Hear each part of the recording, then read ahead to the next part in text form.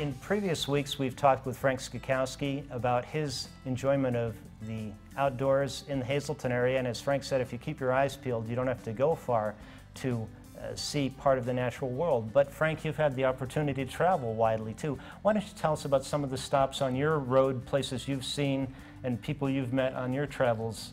I've been blessed. I really have. It is a blessing because I've been on all the continents now, and there's so much. I could spend hours and weeks on this show talking about it, but some of the highlights, like the gorillas we just saw in Africa, in Rwanda, to get so close, or the penguins. That was a trip I took.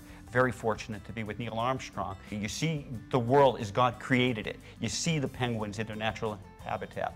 And then the lions in Africa, there's nothing like, and again, you don't have to go far. Canada, Calabogie Lakes, to hear a loon at night with a moon rising. There's just so much, and again, I've been very fortunate.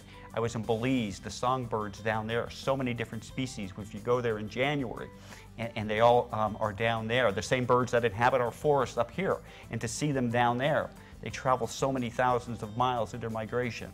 So yeah, I've been very fortunate, and that's why we need to preserve this, because also on those travels, I've seen how global warming is real and how it is affecting the gorillas in Africa and the glaciers in Antarctica and all over where my travels go. Every country I go to, they're saying we got to do something about this to stop it.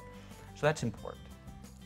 Your most recent trip was to Idaho. Tell us about that one. That was another wonderful, the eclipse. So I'm encouraging everybody and all of your viewers, if they get the chance in 7 years, to make plans to see the totality. That's what's important, because you can see it at 99% with the glasses, but when it's 100% total, flipping the switch off, it gets dark, it gets cold, and it's an experience which is life-changing. It was a really beautiful experience.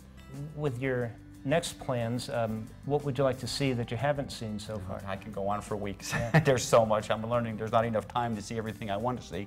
I'm going to India, Nepal, and Bhutan next month. Hopefully we're going to see a tiger in the woods up there. That's going to be important. There's so many other trips I want to do. I'm really getting into going back to Poland, which is, my dad was of Polish heritage, and there's some really old forests there. I didn't get the opportunity last trip, but that's on my agenda. Thanks for opening our minds and our eyes to the things around us. Oh, thank you, Ken. Pleasure to have you. Thank you.